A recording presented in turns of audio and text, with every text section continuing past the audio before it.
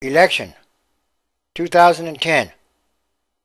These elections and all the political negative attack ads are the worst there has ever been, or anybody can possibly remember ever have seen. Because there's something much bigger going on here. In other words, how can these negative attack ads get any worse? Is that the trend here? No. Again, there's something much more going on here. So now what happens? What happens with Congress now? Or the Senate and the House? Do we have total political gridlock where nothing gets done? Is that what's going to happen now with these elections? Nobody agreeing on anything? So nothing really gets passed or done. And you just have the status quo, which is totally unacceptable and will not work because things are changing. Things are changing rapidly or quickly. So then, what happens next? Will the Republicans learn to get along with the Democrats in Congress? Doesn't seem very likely. Not after all the negative political attack ads, which seems to be some kind of new low. And they really do seem worse than ever, which in turn seems to cause even more chaos and confusion. And who is the author of chaos and confusion? How much worse can it get? Is that really the trend here? And that would be a very good question. Then it's time for the world to progress, not regress. Everything it must change quickly or rapidly, and for the better. How can you do that when you're going back to the status quo or more gridlock in the Congress or the U.S. House? Then, now, things are going to get real difficult. Many things are going to become more difficult because that's what's happening here. It's becoming more difficult all the way around. More chaos, more confusion in the world. And who is the author of chaos and confusion? How can you keep going backwards when you're supposed to be going forward? This is another good question. The political parties have become like little kids or little children in grade school or kindergarten, calling each other names, fighting over the swing sets, pulling each other's hair out on the playground, constantly attacking or antagonizing each other, not really getting anything done, at least not very much good. That's what the political system has become, in some kind of way it seems. And again, these things, they can't continue to go on like this. Something has to give somewhere. Because there really is something much more going on here. Day by day, the whole political process has become just one contest or election after another. Always worrying about getting reelected. What happens about real governance? How can they govern when they're always worried about being reelected as soon as they are elected? What good is that?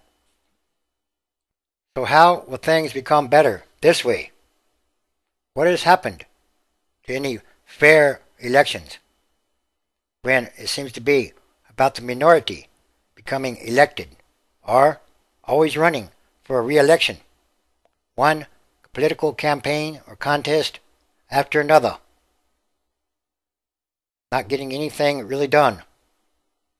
Something has to give somewhere because this process has become terribly broken in many different kinds of ways.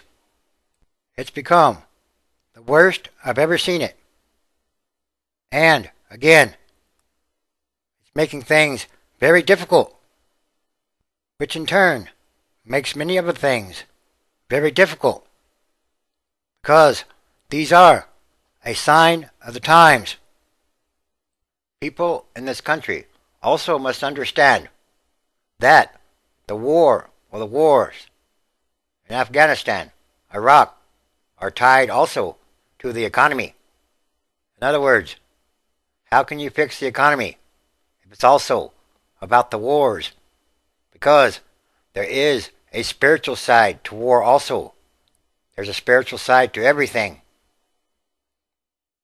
Everything that must change quickly or rapidly, and for the better. The status quo or gridlock is not going to work. It really is time for some real changes.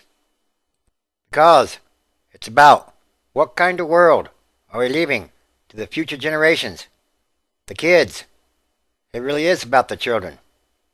We must leave them a good world, a sustainable world, a world that's not all messed up economically, physically, or any other way. Because this planet Earth, must be here for a very long time to come. And yes, again, all these are more signs. So again, Luke chapter 21, verse 25. And there shall be signs in the sun, and in the moon, and in the stars, and upon the earth distress of nations, with perplexity, the sea and the waves roaring. 26. Humans' hearts failing them for fear, and for looking after those things which are coming on the earth. The powers of heaven shall be shaken. 27. And then shall they see the Son of Man coming in a cloud with power and great glory. 28. And when these things begin to come to pass, and look up, and lift up your heads, for your redemption draws near. 29. And Jesus spoke a parable. Behold the fig tree, and all the trees. 30. They now shoot forth. Ye see and know of your own selves that summer is now near at hand. 31. So likewise ye, when ye see these things coming to pass, know ye that the kingdom of God is near at hand. 32. Verily I say unto you, this generation shall not pass away until all be fulfilled. 33. Heaven and earth shall pass away, but my words shall not pass away. 34. And take heed to yourselves, lest at any time your hearts be overcharged with partying and drunkenness and cares of this life, and so that day come upon you unawares. 35. For as a snare shall it come on all them that dwell on the face of the whole earth. 36. Watch ye therefore, and pray always, that ye may be accounted worthy to escape all these things that are coming to pass, and to stand before the Son of Man.